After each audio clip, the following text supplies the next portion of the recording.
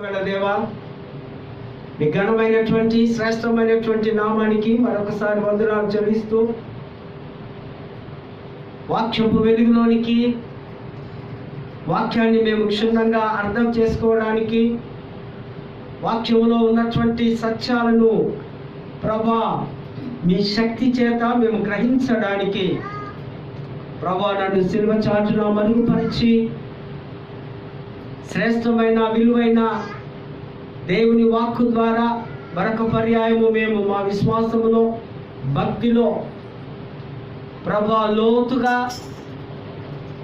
మరొక బలమైనటువంటి సాధనాలుగా మీ ఎదుట ప్రభా మేము నిలబడడానికి అటువంటి ఒక బలమైనటువంటి వాక్యాన్ని మీరు మాతో పరిశుద్ధాత్మ శక్తితో మాట్లాడి మమ్మలను ప్రభా దైవత్వంలోనికి సంపూర్ణంగా నడిపించగలరని యేసు నామమున వేడుకొంచున్నాము తండ్రి, ఆమేన్.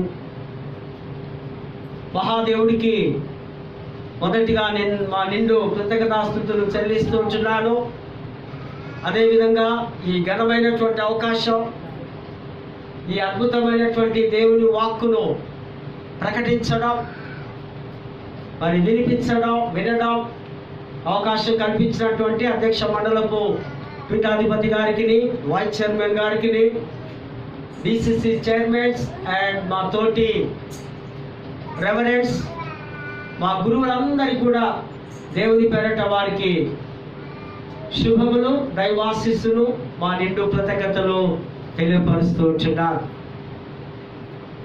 అదేవిధంగా శేషవేశ్వరి చర్చ్ సంఘ నాయకులు, సంఘ పెద్దలు, దేవాలయానికి స్తంభాలుగా ఉన్నటువంటి వారికి, మరి సంఘానికి, మరి దూర ప్రాంతం నుంచి వీక్షిస్తున్నటువంటి ప్రేక్షకులకు, మా స్నేహితులకు, కుటుంబ సభ్యులందరికీ కూడా దేవుని పేరట శుభములు, మరి మా కుటుంబ పక్షంగా కూడా వారందరికీ వందనాలు తెలియపరుస్తూ ఉంటున్నారు. ఈ దినం చాలా శుభదినం, మంచి దినం. ఒక ప్రత్యేకమైనటువంటి అంశంతో మరొక పర్యాయము దేవుడు మీ ముందుకు నన్ను తీసుకొని వచ్చి ఉంటున్నాడు. అందును బట్టి మీకు మరొక పర్యాయము ఆరాధనకు స్వాగతాన్ని తెలియపరుస్తూ ఉంటున్నాను. మిషన్ సండే ఇప్పటికి సరిగా నేను వచ్చి 1 year అయింది. లాస్ట్ ఇయర్ ఇదే మెసేజ్ నాకుండే, కానీ మన చాల్సయ్య గారు పెద్దలు వారు జేపీ జోరా గారు వారితో కలిసి మరి ఉండడం, లాస్ట్ ఇయర్ మిస్ అయ్యాను. ఈ ఇయర్ మిస్ కాకుండా మరి మిషన్ సండే చాలా బిబ్లికల్గా, చాలా ఆధ్యాత్మికమైనటువంటి మాటలు మిషన్ గురించి మనకి ఎన్నో ఉన్నాయి. అంతకు ముందుగా ఫ్రెండ్షిప్ డే కూడా ఈ దినం ఉంది. ఆ స్నేహితులకు అందరికీ శుభాకాంక్షలు, గ్రీటింగ్స్ తెలియపరుస్తుంటున్నాను. స్నేహితులు, మంచి స్నేహితులు ఉంటారు, చెడు స్నేహితులు ఉంటారు. చెడు స్నేహితులకు 100 రూపాయలు ఖర్చు పెట్టి విడిపించుకోండి, లేకపోతే వారు పాపంలాగా చుట్టుకొని ఉంటారు. మంచి స్నేహితులకు కొంచెం వెన చెల్లించి వారి జ్ఞానాన్ని, వారి ప్రేమను, వారి మనస్సును పొందండి. యేసు ప్రభు అంటాడు శిష్యులతో, మీరు నా స్నేహితులు, మీరు దాసులు కాదు, శిష్యులు కాదు, ఇప్పటి నుంచి మీరు నా స్నేహితులు. స్నేహితుడు అంటే అర్థం వారు ఆ నీడనిచ్చు చెట్ల వంటి వారు. ఎండాకాలంలో మనం ప్రయాణం చేస్తున్నాం అనుకోండి, బైక్లోనో కారులోనో, చెట్లు ఉంటే చల్లగా కొద్దిసేపు రిలాక్స్ అవుతాం, మన మనస్సుకు ఒక నెమ్మది కలుగుతూ ఉంది. కనుక ఈ స్నేహితులు చెట్ల లాంటి వారు, మంచి స్నేహితులు. మంచి స్నేహితులు స్నేహం చేయండి, చెడు స్నేహితులకు దూరంగా ఉండండి. మంచి స్నేహితులకు వన్స్ అగైన్ గ్రీటింగ్, శుభములు తెలియపరుస్తుంటున్నారు. ఈ వారం చాలా ప్రాముఖ్యమైన అంశం అని ముందే చెప్పుకున్నాం కదా, మిషన్ సండే. ఈ సండే పేరేంటి? Machine Sunday. అసలు వాట్ ఈజ్ మిషన్? మిషన్ అంటే ఏంటి? మిషన్కు ఉన్న ప్రాధాన్యత ఏంటి? ఆ మిషన్ను ఎవరు, ఏ మిషనరీస్ కొనసాగించారు? మిషన్ యొక్క నిర్వచనం ఏంటి? నేను ముందుగా ఇంగ్లీష్లో చదువుతా, తర్వాత తెలుగులో కూడా తర్జుమా చేసి మీకు నేను చదివి వినిపిస్తాను. The machine of the church of South India affirms that the church is the servant of God to carry on the mission rooted in Jesus Christ. Based on the scriptures, the church through mission expresses solidarity with the broken communities for new hope to face the challenges of life.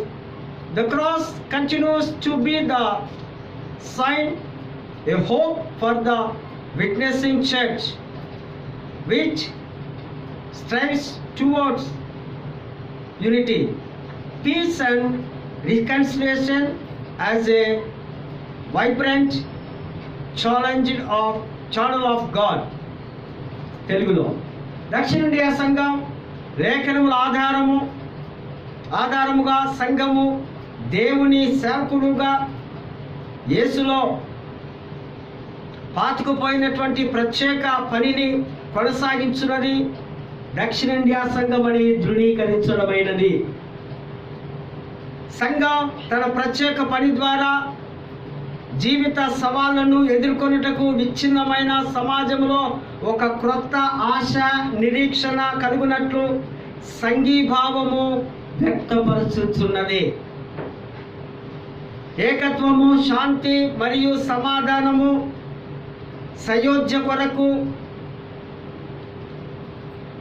పాటుపడుతున్న సాక్షి సంఘము ఒక శక్తివంతమైన దేవుని సంధిగా ఉండుటకు సిలువ నిరీక్షణకు గుర్తుగా ఉంటూ ఉంది. Machine యొక్క అర్థం, ఈ శక్తివంతమైనటువంటి అర్థం మరి సంఘంలో సమాజంలో ఎవరెవరు ఏ విధంగా అట్లాంటి స్థాయిలో ఉన్నారో వారిని బలపరచడానికి చర్చ్ ఆఫ్ సౌత్ ఇండియా ఈ యొక్క మనకు ఒక స్టేట్మెంట్స్ ఉన్నాయి. మిషన్ స్టేట్మెంట్ ఇది, విజన్ స్టేట్మెంట్ కూడా ఉంది. నెక్స్ట్ టైం ఆ విజన్ సంగతి కూడా మనము చూడవచ్చు. Mission, what is mission? మిస్సోడాయ్ అంటారు గ్రీక్లో. అంటే మిషన్ మీన్స్ టు సెండ్, పంపడం. అందుకే గలతీ 4:4లో కాలము సంపూర్ణమైనప్పుడు, కాలము పరిపూర్ణమైనప్పుడు దేవుడు తన కుమారుని పంపేను. నేను మీకు బైబిల్లో నుంచి 3 మిషనరీస్ని చూపిస్తా, బైబిల్ వెలుపల నుంచి 3 మిషనరీస్ని కూడా చూపిస్తా. జాగ్రత్తగా వినాలి. అక్కడ ఇక్కడ తల కూడా తిప్పడానికి వీలు లేదు. జాగ్రత్త సుడి. కారణం ఏంటంటే ఇవి దేవుని మాటలు, సొంత మాటలు మాట్లాడుకోవడానికి ఇది స్థలం కాదు. దేవుని సన్నిధి, దేవుని వెలుగు, దేవుని ప్రత్యక్షత మనకు కనిపిస్తుంది, మనం చూస్తున్నాం, అనుభవిస్తున్నాం. Okay, right. బైబిల్లో మొట్టమొదటి మిషనరీ జీసస్ క్రైస్ట్.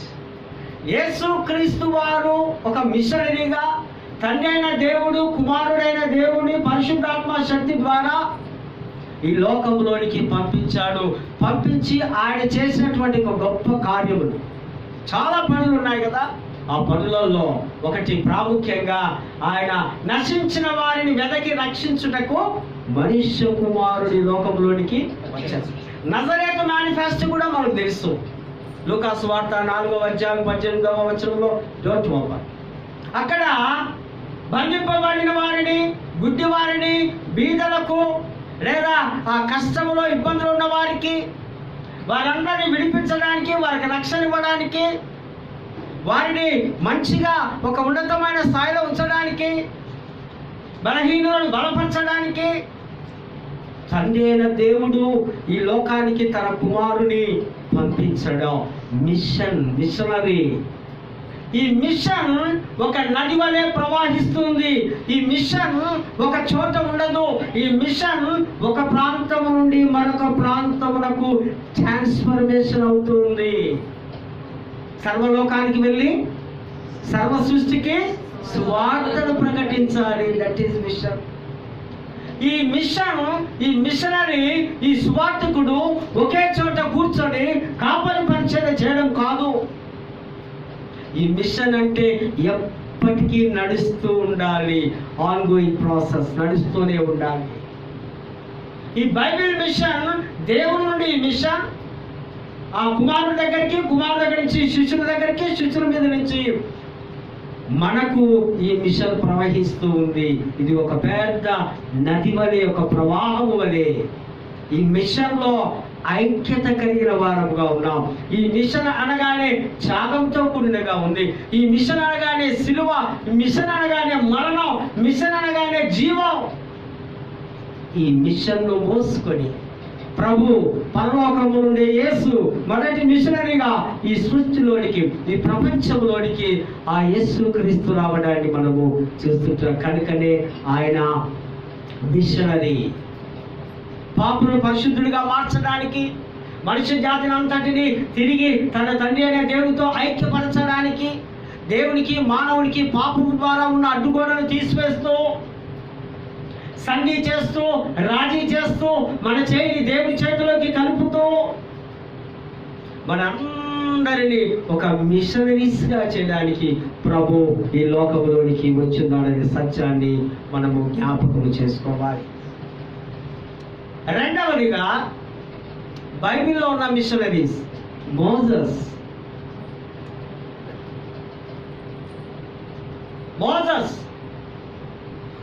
గురించి మనకు తెలుసు.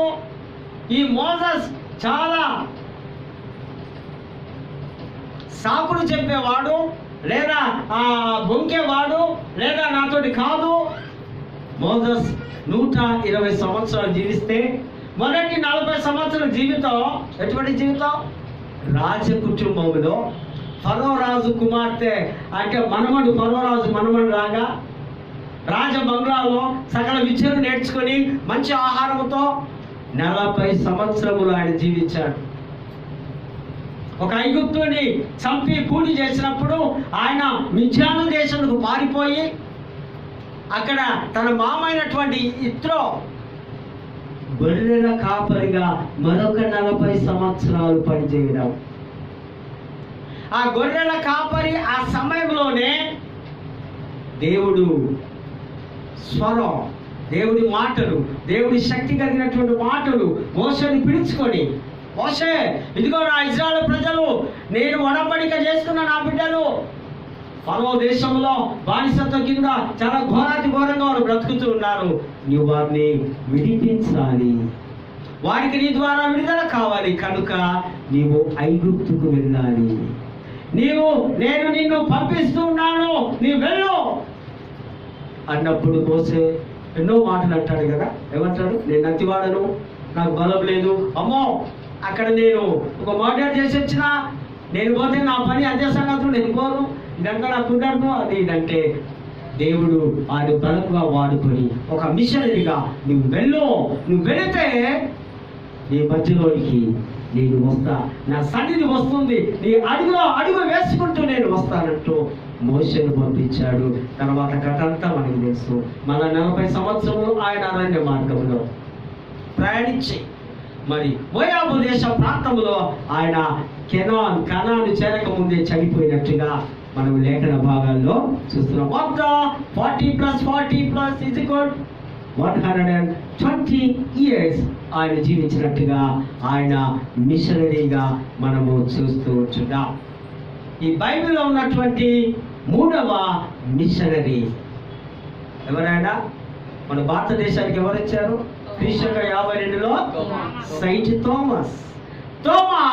3వ మిషనరీగా ఆయన దేవుడి యొక్క వాక్కుని చేత పట్టుకొని, నేను భారతదేశాన్ని నేను ప్రేమిస్తున్నాను, దేవుడు నన్ను పంపిస్తున్నాడు, సర్వలోకానికి వెళ్ళి నేను ఆ వాక్యాన్ని ప్రకటించాలనే ఉద్దేశంతో క్రీస్తు 52వ సంవత్సరంలో కేరళ ప్రాంతం, తిరిగి మరి మద్రాసు ప్రాంతం, మొత్తం చాలా ప్రదేశాల్లో ఆయన ఘనమైనటువంటి సేవ, ఆయన అద్భుతాలు చేయడం, ఆయన మొట్టమొదటిగా అక్కడ కేరళ బ్రాహ్మణులు కన్వర్ట్ కావడం. ఇండియన్ క్రిస్టియన్స్ ఎవరో తెలుసా మీకు? బ్రాహ్మణులు మనం కావు. అందుకే అక్కడ orthodox church, Saint Thomas churches, చాలా పురాతనమైనటువంటి ఆ చర్చెస్ను అక్కడ మనం చూస్తాం కేరళలో. ఇప్పటికీ కొన్ని అక్కడ కనిపిస్తాయి. 2000 years ago ఉన్నటువంటి చర్చెస్ మనము చూడవచ్చు. సిరియన్ క్రైస్తవులు అక్కడ చాలా మంది ఉన్నారు. అక్కడ కేరళ బ్రాహ్మణులకు అద్భుతాలు చేయాలి. నీళ్ళల్లో వేసి నీటిని సముద్రంలో వారు సూర్యదేవుని భగవాన్ని పూజిస్తున్న సమయంలో వారితో అంటాడు, మీరు వాటను పైకరండి, అవి నిలిచిపోతే మీ దేవుడే మా దేవుడే అన్నప్పుడు ఆ చేయలేకపోయారు. థోమస్ ప్రార్థించి అన్నప్పుడు నీరు అక్కడే ఆగిపోయాడు. ఆ అద్భుతాన్ని చూసి వారు బ్రాహ్మణులంతా అమ్మో నిజమైన కొత్త దేవుడు మన దేశానికి వచ్చిన్నాడని వారందరూ కూడా పాస్టర్స్ అయిపోయి వారి ఫ్యామిలీస్ అందరూ వారి బాప్తిజాలు తీసుకొని తర్వాత మద్రాసు పట్టణంలో అనేకులు బ్రాహ్మణులే, తర్వాత చివరికి బ్రాహ్మణులే ఆయనను హతసాక్షిగా చంపినట్టుగా మనం చూస్తున్నాం.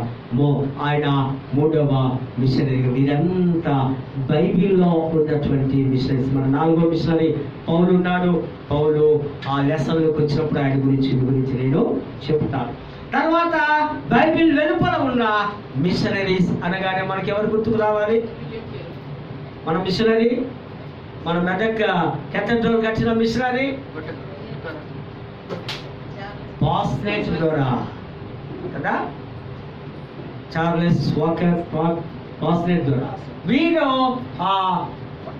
1896లో ఇంగ్లాండ్ దేశం నుంచి తన సిస్టరు తను ఇంకొక సహోదరుడితో కలిసి ఈ యొక్క హైదరాబాద్ జిల్లాకు వచ్చి ఆయన దర్శనం పొందుకొని మెదక్ ప్రాంతంకి వెళ్ళాలని. అంతకు ముందు కూడా మరొక మిషనరీ ఆయన వచ్చాడు.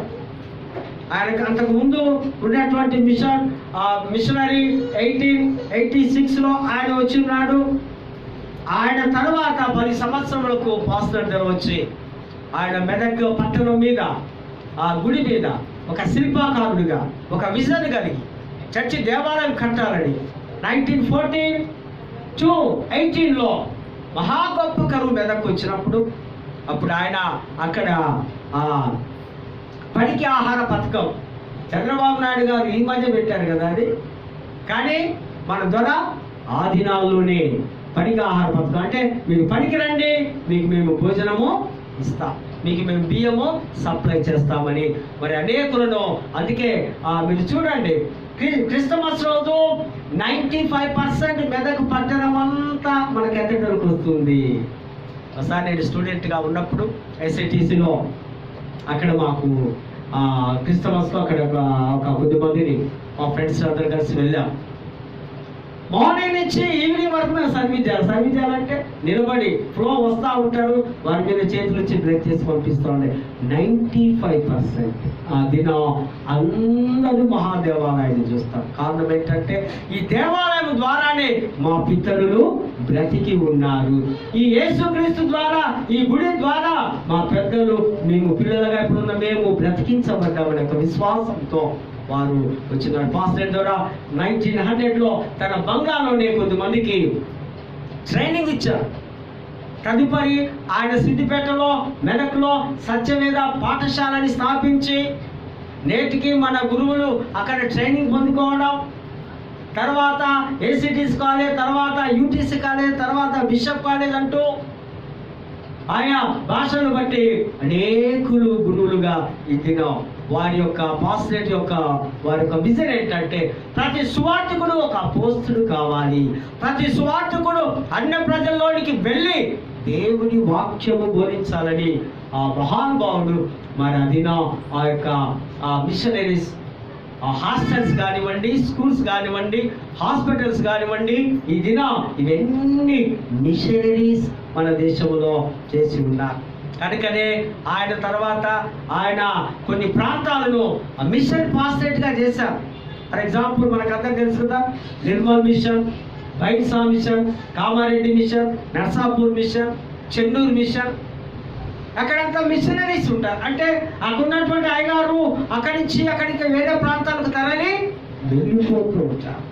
ఈ ద్వారా ఇక్కడ ఘనమైనటువంటి సేవ 44 సంవత్సరములు సుదీర్ఘమైనటువంటి సేవ చేసి తిరిగి ఇంగ్లాండ్ దేశానికి వెళ్ళి అక్కడ ఆ దేశం ముందు మరి ఆయన బర్నిమౌత్ అనే సిటీలో ఆయన 1950లో సెప్టెంబర్ మాసంలో ఆయన చనిపోయినట్టుగా మనం చూస్తూ ఉంటున్నాం. అటువంటి గొప్ప మిషనరీని మన దేశ మండలము కలిగి ఉంది. అంతకు ముందుగా మరి చాలా మంది ఉన్నారు అనుకుంటూ పోతే సమయం సరిపోదు కనుక 2 మాటలు. విలియం కేరీ గారు కూడా మరి ఆయన బాప్టిస్ట్ సంఘ కాపరిగా ఉండి కలకత్తా మహానగరానికి వచ్చి ఆయన ఒక ప్రింటింగ్ ప్రెస్ కానివ్వండి, స్కూల్స్ కానివ్వండి, కాలేజీలు కానివ్వండి, మరి ఆ గొప్ప తర్జుమాలు కానివ్వండి, ప్రతి భాషలోనికి ఆయన నేర్చుకొని ఆయన జీవిత చరిత్ర ఎంతో ఘనమైనదిగా ఆ డాక్టర్ విలియం కేరీ గారు ఈ దినం ఆ హూగ్లీ ఆ పట్టణంలో శ్రీరాంపూర్లో ఆయన సమాధి కూడా మనం చూస్తాం. ఆయన అంటున్నాడు, నేను దౌర్భాగ్యుడను, పురుగు వంటి వాడను, నేను నా ప్రభు దగ్గర చేరుకుంటున్నానే. సమాధి మీద నేటికి కూడా ఆ మాటలు రాయబడి ఉన్నాయి. ఆయన చిన్న వయసులోనే ఒక మిషనరీగా భారతదేశానికి విజన్ కలిగి ఆ యొక్క మార్గమధ్యంలోనే ఆ 4 months జర్నీలోనే ఆయన బెంగాలీ భాషను నేర్చుకొని చెప్పులు గుడుతూ అందరికి పరిచయం చేస్తూ అందరితో మాట్లాడుతూ మహాదేవుని యొక్క ఆ సువార్తను అనేకులు ప్రకటించిన గొప్ప మిషనరీని మనము చూస్తున్నాం. మరి ఆ బయట వెలుపల ఉన్న మరొక మిషనరీ గురించి కొన్ని నిమిషాలు చెప్తాను. ఆయన ఇండియన్ అపోస్తలు అంట. ఆయనను ఇండియాలో ఉన్నటువంటి అపోస్తలుడు ఆయనే సాధు సుందర్ సింగ్. సాధు సుందర్ సింగ్ గారి గురించి మనం ఎన్నో పర్యాలు విని వింటాం. ఆయన సెప్టెంబర్ 1888 and 1929 ఈయన నిష్ఠ కలిగినటువంటి సిక్కు మతంలో పుట్టినవాడు. సిక్కులు చూసారా? సిక్కులు ఎలా ఉంటారు? తలపాకు ఉంటుంది, వారి వెంట్రుకలు ఉంటాయి, వారి గడ్డము కూడా అది కట్ చేయడానికి వీలు లేదు. మరి వారి దగ్గర ఒక కత్తి ఉంటుంది. సిక్కుల వారి దగ్గర ఎప్పటికొక నైఫ్ లైసెన్స్ వారికి వారి మత పెద్దలు ఆ విధంగా. అటువంటి ఒక నిష్టమైనటువంటి కుటుంబంలో జన్మించినటువంటి సాధు సుందర్ సింగ్ వాళ్ళ తల్లి భక్తురాలు. చిన్నప్పటి నుంచే ఆయనకు అన్ని రామాయణము, మహాభారతము, ఉపనిషత్తులు ఇవన్నీ కూడా కంఠత పాఠము 8-9 yearsలోనే నేర్చుకున్నాడు. చాలా భక్తిగా ఉన్నాడు హైందవ విశ్వాసములో. అయితే వారి గ్రామంలో ఒక మిషన్ స్కూల్స్ ఉన్నాయి. ఆ దినాల్లో స్కూల్స్ అన్నీ మనమే, హాస్పిటల్స్ అన్నీ మనమే కనుక ఆ మిషన్ స్కూల్లో ఆయన ఉన్నాడు. మిషన్ స్కూల్లో ఉన్నప్పుడు ఆ మిషన్ పద్ధతులు ఇక్కడ ఎవరైనా హాస్టల్లో చదివిన వారికి తెలుస్తుంది కదా. హాస్టల్లో మార్నింగ్ అండ్ ఈవినింగ్ ఏముంటుంది? ప్రేయర్ ఉంటుంది. ప్రేయర్కు డుమ్మా కొడితే ఎవడు ఉంటాడు? లీడర్ ఉంటాడు. వార్డెన్కి తీసుకెళ్ళి ఆ పేరు చెప్తే వార్డెన్ తర్వాత వారి సంగతి చూస్తారు. Morning and evening prayer mission స్కూల్స్లో కానీ కదా. మన స్కూళ్ళలో కూడా ప్రార్థనతోనే మనము మార్చ్ పాస్ట్ ఢిల్లీలో అది స్టార్ట్ చేస్తాం. ఆ విధంగా ఈయన మిషన్ కొద్దిమంది క్రైస్తవ పిల్లలు ఒక న్యూ టెస్టిమెంట్ ఇచ్చినప్పుడు ఆ న్యూ టెస్టిమెంట్ ఆయన కాల్చివేయడం.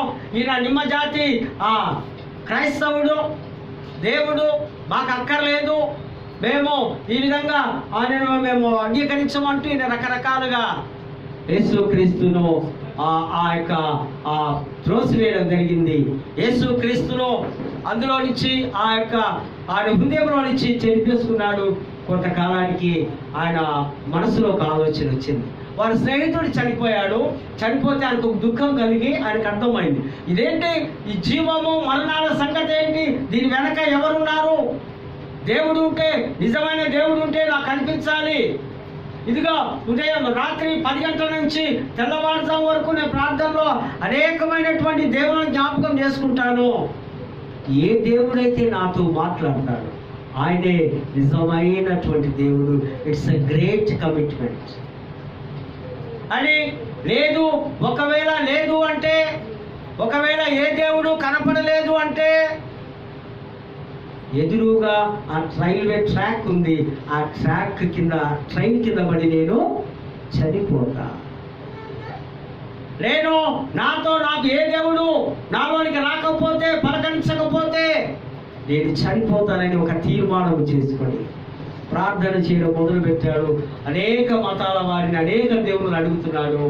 లాస్ట్కు సర్లే నేను చదువుకుంటున్నా కదా స్కూల్లో, యేసుక్రీస్తు దేవుడు అని వారు చెబుతున్నారు కదా నా ఫ్రెండ్స్ అని యేసుక్రీస్తుతో కూడా మాట్లాడుతున్నాడు. ఓ జీసస్, నీవు నిజమైన దేవుడైతే నాతో మాట్లాడు, కనిపించు అన్నప్పుడు ప్రార్థిస్తూ ఉంటే ఒక స్వరం, ఒక వెలుగు, ఒక సిలువ ఆయన గది నిండా ప్రకాశవంతంగా కనిపిస్తూ, సుందర్ సుందర్ నీవేలా నన్ను హింసిస్తున్నావు, ఇదిగో నిజమైన దేవుడు కావాలని ప్రార్థన చేస్తున్నావు కదా, నేనే ఆ దేవుడు, నేనే యేసుక్రీస్తు, నేనే లోక రక్షకుని, నేనే నీ కొరకు ప్రాణం పెట్టాను సిలువలో అని అన్నప్పుడు వెంటనే గంతులేసి దేవుడికి థ్యాంక్స్ చెప్పి వాళ్ళ నాన్న పక్కన కూడా పడుకొని ఉంటే వాళ్ళ నాన్న దగ్గర పోయి, డాడీ డాడీ నాన్న, ఇదిగో నాతో యేసు ప్రభు మాట్లాడినాడు, ఆయనే దేవుడు, ఇప్పటిదాకా అనేకమైనటువంటి దేవుళ్ళని పేరు పెట్టి పిలిచగాని ఏ ఒక్కరు కూడా మాట్లాడలేదు, ఇదిగో ఆయన కనపడ్డాడు నాన్న అంటే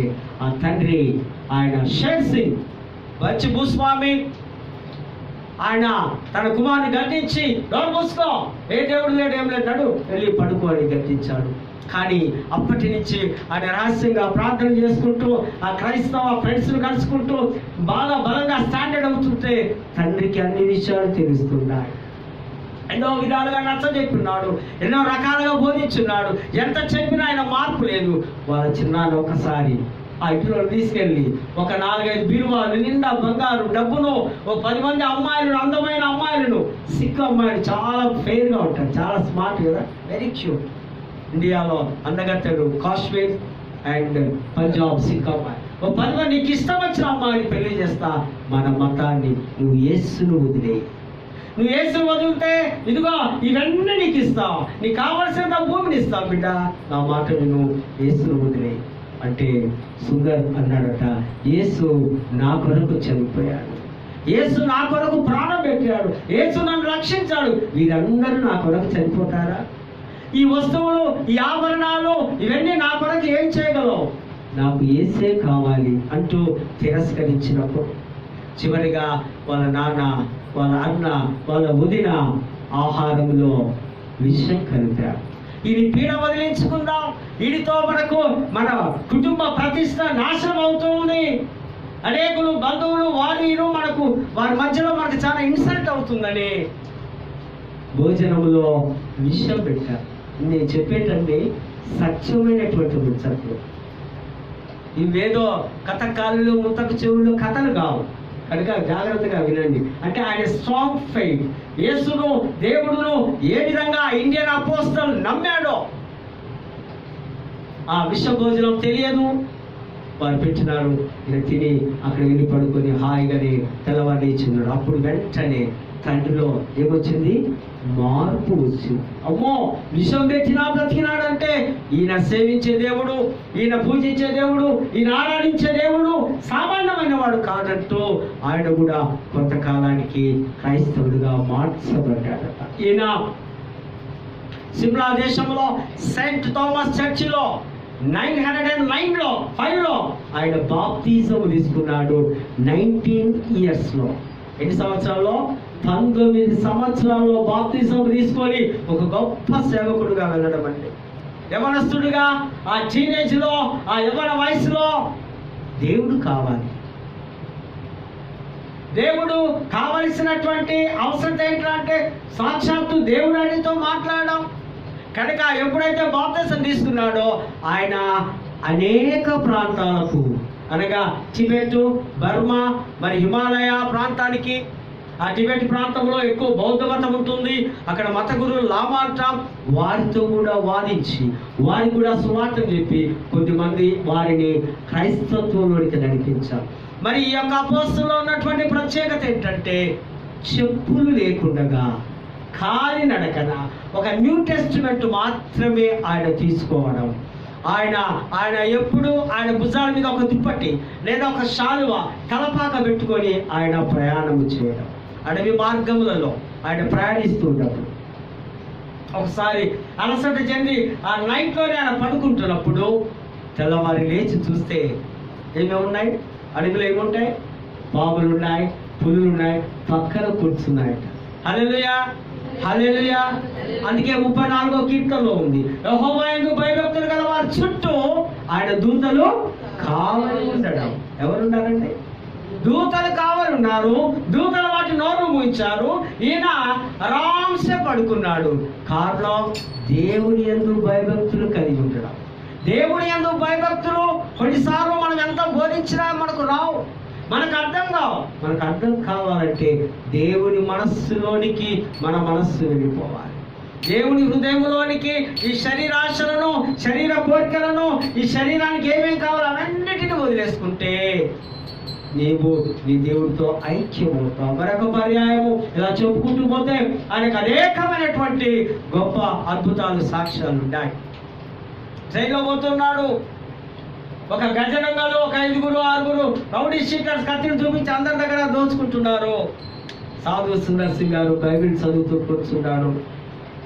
వచ్చి భయం లేదా, ఇదందరూ ఇస్తున్నారు, ఇచ్చా ఏముందో అంటే ఆయన నమ్మి న్యూ టెస్టిమెంట్ బైబిల్ వాళ్ళ చేతికి ఇచ్చాయి. ఇది నాకెందుకు, అది ఏమున్నాయో. ఎప్పుడైతే ఈయన కళ్ళల్లో నుంచి వారిని చూడ ప్రారంభించాడో వెంటనే వారు గజగజ గురితో, ఓ మహానుభావుడా, మహోన్నతుడా, గొప్పవాడా, ఎవరు నీవు? నిన్ను చూసి మేము భయపడుతున్నాం. నీ కంటిలో, నీ చూపులో, నీ ముఖంలో, ప్రశాంతతలో మాకు భయం కలుగుతుంది, ఎవరు నీవు అని గడగడ గడగడ ఉడుకుతూ ఉంటే వెంటనే చెప్పాడట, నేను యేసు క్రీస్తుకు దాసుడను. ఇదిగో ఈ పుస్తకంలో పరిశుద్ధ ఈ బైబిల్లో దేవుడు ఉన్నాడు, యేసు ఉన్నాడని యేసుని గురించి 10 నిమిషాలు సువార్త చెప్పినప్పుడు వెంటనే వారు ఆ వెండి వారి యొక్క దొంగిలించిన సామానంతా, డబ్బు అంతా వారికి ఇచ్చేసి ఆయన యొక్క సేవకు వెళ్ళారట. స్పాట్లో మారు మనసు. సిల్వలో దొంగ ఏ విధంగా మార్పు చెందాడు. ఒక 5-10 నిమిషాల్లో ఈయన వాక్యం చెప్పగానే మార్చబడడం. తర్వాత కోయంబత్తూరు, కేరళ, మద్రాసు అనేక ప్రాంతంలో తిరిగి అనేకులకు ఆయన సువార్తను ప్రకటిస్తూ యేసు సిలువైందే నాకు రక్షణ, యేసులోనే రక్షణ, మరెక్కడా లేదంటూ ఒక గొప్ప మిషనరీగా 1929లో చివరిగా హిమాలయానికి వెళ్ళాడు. వెళ్ళిన మనిషి తిరిగి ఇంతవరకు రాలేదు. బహుశా హతసాక్షి అయ్యాడేమో, మరి ఏమైపోయాడు చరిత్ర మనకేం చెప్పలేదు. కానీ చరిత్ర చెప్తున్నది ఏంటంటే ఆయన జీవితం, ఆయన సాక్ష్యం, ఆయన ఏ విధంగా బ్రతికాడో. కనుకనే అతని మన పెద్దలు, మన మేధావులు అందరూ ఇండియన్ అపోస్తలు అని పేరు పెట్టారు. కనుక ఈ యొక్క అపోస్తల గురించి మనము ధ్యానించాం. మరి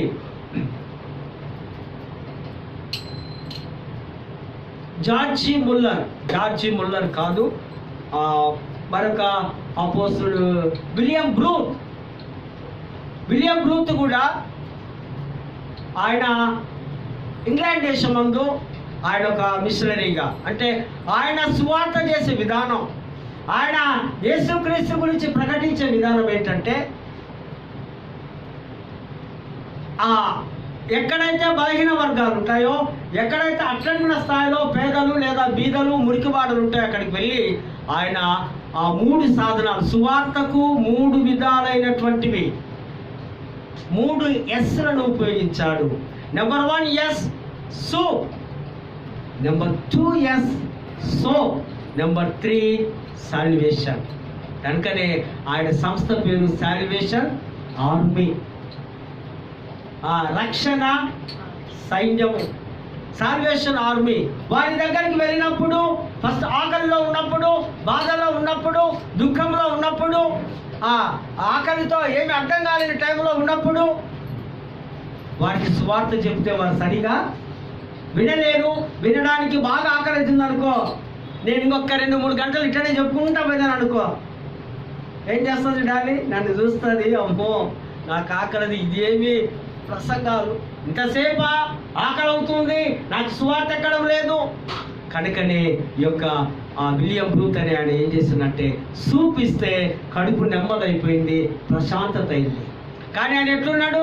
చాలా డర్టీగా ఉన్నాడు, పేదవాడు, మురికి గుంటలో నివసించేవాడు, కంపు కొడుతున్నాడు. కనుక వారికి సోప్ ఇచ్చాడట. అది టెక్నిక్స్ చూడండి, సువార్తలో ఏ విధంగా వాడాడు. సోప్ ఇచ్చినప్పుడు శుభ్రంగా స్నానం చేసి మంచిగా హాయిగా ఉన్నాడు, ప్రశాంతంగా ఉన్నాడు, కడుపు నిండింది, శుభ్రత అయ్యాడు. నెక్స్ట్ లాస్ట్ వెపన్ ఏంటంటే సాల్వేషన్, రక్షణ సువార్త అందించడం. సువార్త చెప్పినప్పుడు అనేకులు మార్చబడ్డారు. కనుకనే ఆ గొప్ప మిషనరీ మరి ఇంగ్లాండ్ దేశమందు ఆయన ఆ విధంగా చేసినట్టుగా మనము చూస్తూ ఉంటున్నాం. కనుక ఈ విధంగా అనేకమైనటువంటి మిషనరీస్ ఉన్నారు. మరి మెథడిస్ట్ సంఘ ఫౌండర్గా జాన్ వెస్లీ గారు, ఇదందరుగా మరి గొప్ప మిషనరీస్ మనము చూస్తూ ఉంటున్నాం. మరి లెసన్స్లోనికి వెళితే మనకందరికీ తెలిసిన పాఠాలు, కనుకనే నేను మిషనరీ సండేని ఎక్కువ టైం తీసుకున్నా. ఈ లెసన్స్ అంతా త్వరగా మనం ముగించుకుందాం. దేవాలయానికి వెళ్ళాడు యెషయా అనేటువంటి వ్యక్తి. దేవాలయంలోనికి వెళ్ళినప్పుడు దేవాలయంలో ఆయన ఒక దర్శనాన్ని చూస్తున్నాడు. ఇప్పుడు మనం అందరం గుడికి వచ్చినాం కదా, గుడికి వచ్చినప్పుడు మనం ఏం చూడాలి?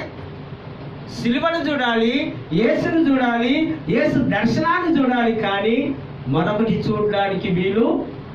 ఒకవేళ చూస్తే నీ భక్తి కానీ, నీ విశ్వాసం కానీ, నీ నిరీక్షణ కానీ, నీ యొక్క దేవుని మీద ప్రేమ కానీ తగ్గిపోయి తరిగిపోతుంది. ఈ ప్రవక్త కానీ యెషయా దర్శనంలో యెహోవా దేవుని యొక్క ఆ శక్తిని చూస్తున్నాడు, ఆ బలాన్ని చూస్తున్నాడు. ఏ విధంగా అక్కడ ఉన్నటువంటి పరిశుద్ధులు, ఆ కేనువు స్వరూపుడు దేవదూతలు, వారు వీళ్ళందరూ కలిసి ఆరాధిస్తున్నారో చూసి గుండెలు గుద్దుకుంటూ ఆయన అంటున్నాడు, అయ్యో వీరంతా పరిశుద్ధులు, పరిశుద్ధ దేవుని కనపరుస్తున్నారు. నేను మాత్రం ఎవరిని? నేను పాపిని, పాపముతో ఉన్న వాడిని. వీరి మధ్యలో నేను ఉండడానికి వీలు ఉందా?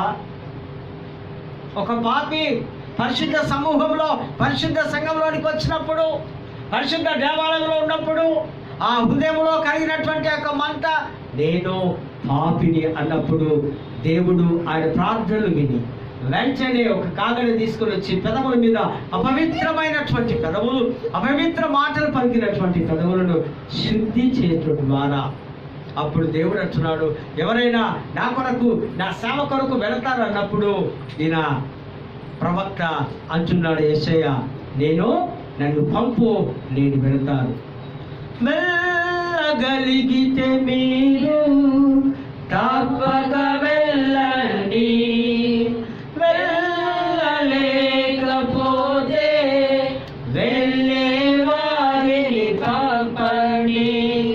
ఎవరైనా మీలో ఒకరైనా వెళతారా, నా ప్రేమను చెబుతారా, వెళతారా, నా ప్రేమను చెబుతారా.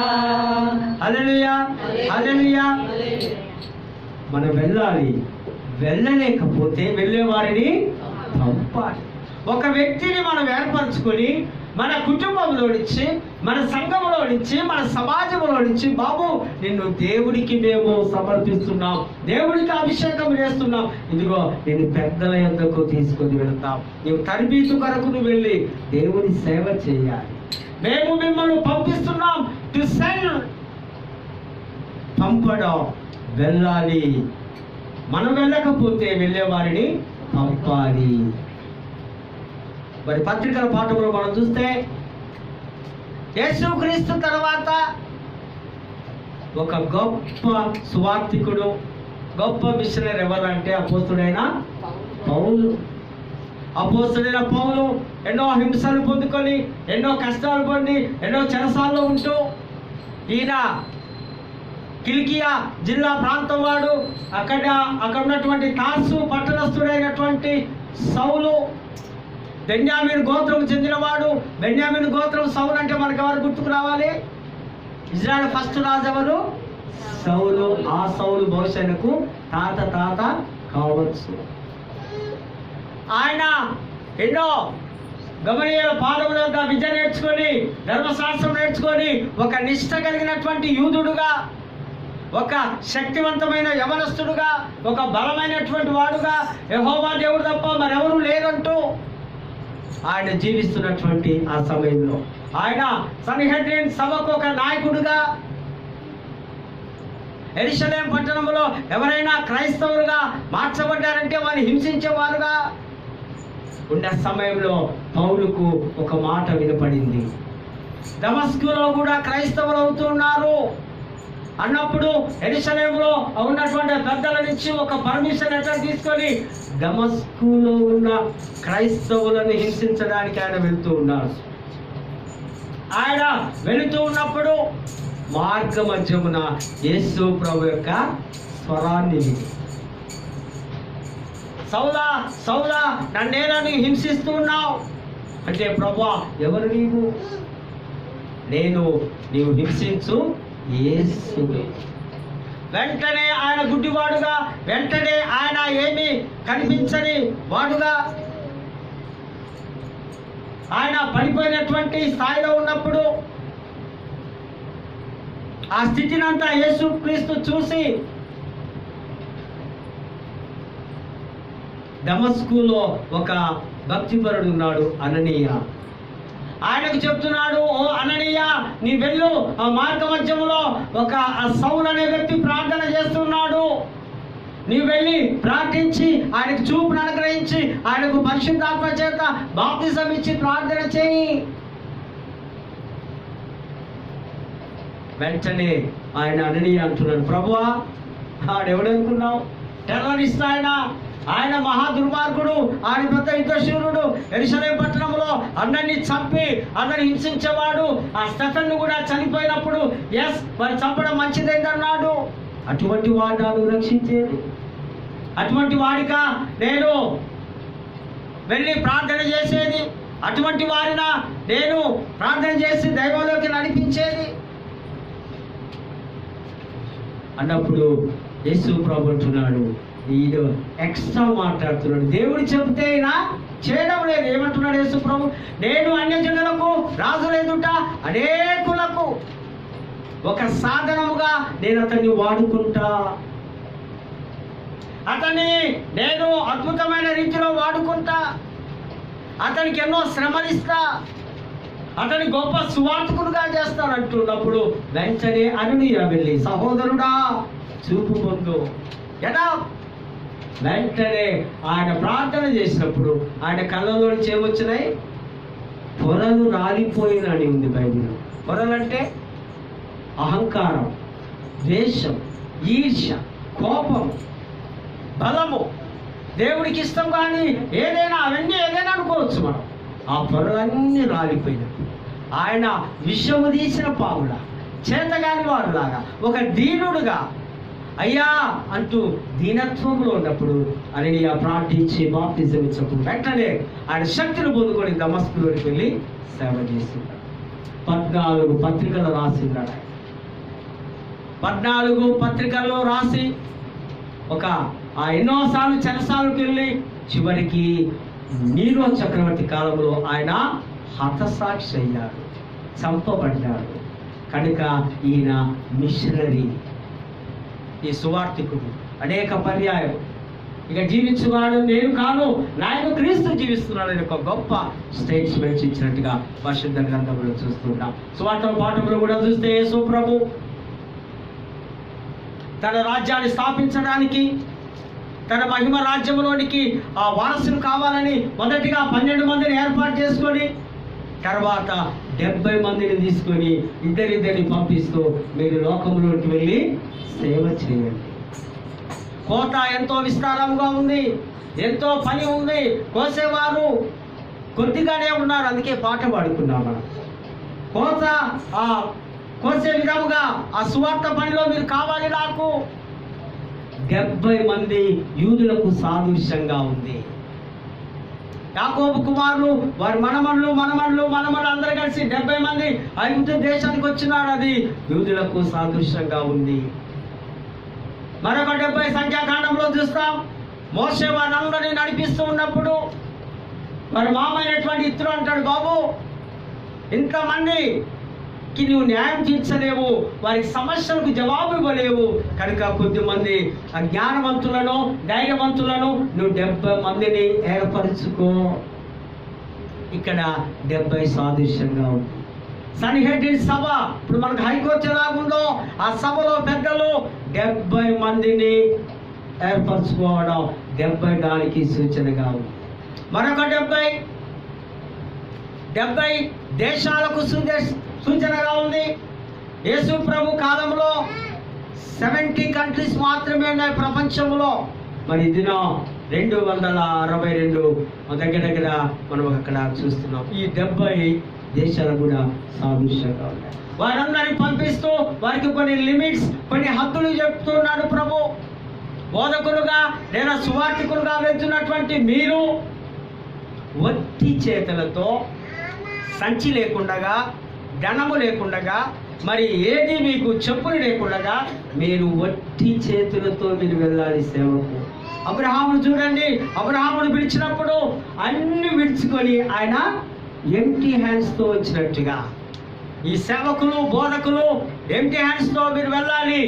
వెళ్ళి అక్కడ ఎవరైతే ఆ రక్షణ పొందిన వారో లేదా రక్షణ లేని వారి కొరకు కూడా ప్రతి ఇంటికి వెళ్ళి వారు ఏది పెడితే అది తింటూ ఈ శరీర సంబంధమైన సుఖములన్నీ వదిలేసుకొని, తృణీకరించుకొని, శరీరానికి కావలసిన అన్నిటినీ వదిలేసుకొని వారు ఏది పెడితే అది తింటూ వారిని మీరు స్వస్థతపరుస్తూ, ఆశీర్వదిస్తూ మీరు సేవ చేయాలి.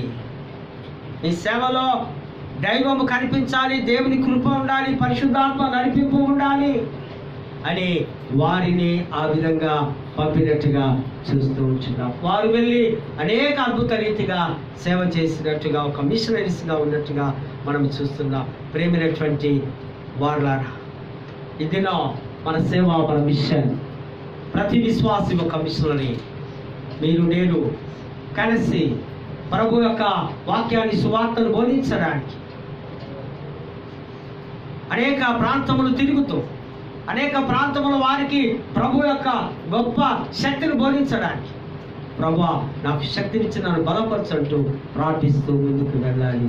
అదే మిషన్. ఈ మిషన్లో నీవు నేను భాగస్థులు కావాలంటే ప్రభు కృపలో ఎదుగుతూ పరిశుద్ధాత్మ దేవుని యొక్క సిలువ వైపు చూస్తాం. సిలువను మనం ఒక రక్షకుడిగా అంగీకరిస్తాం. సిలువలో మనం కడగబడ్డాం, యేసు రక్తంలో కడగబడ్డామంటూ, సిలువలోనే మనకు మోక్షం ఉందంటూ మరి సిలువ దగ్గరకు వచ్చినప్పుడు మనం దేవుడు మనలను తన యొక్క హస్తాల కింద భద్రపరుస్తూ మరి పరిచర్య సేవ చేయడానికి మహాదేవుడు మనతో ఉన్నాడు, మనలో ఉన్నాడు. అటువంటి ఒక పరిశుద్ధాత్మ కృప, దైవ నడిపింపు, దైవ ఆశీస్సు దేవాది దేవుడు నిండుగా మెండుగా సమృద్ధివంతంగా మనకు అనుగ్రహించును గాక. ఆమేన్. ప్రార్థించుదాము. ప్రేమగల తండ్రి, కృపగల దేవ, కొన్ని నిమిషాలు దేవుని మాటలు విన్నాం. ఈ మాటలన్నిటిని బట్టి నీకు వందనాలు చెల్లిస్తున్నాం. ఇచ్చబడిన వాక్యాన్ని ప్రభువా మేము హృదయంలో భద్రపరచుకోవడానికి సహాయం దయచేయండి. మరి ప్రతి మాటల్లో దైవాన్ని మేము చూస్తూ మీ కొరకు జీవించులాగున మేమందరం ఒక మిషనరీస్గా ఉండడానికి సహాయం చేయగలరని యేసు నామమున వేడుకొంటున్నాము తండ్రి. ఆమేన్.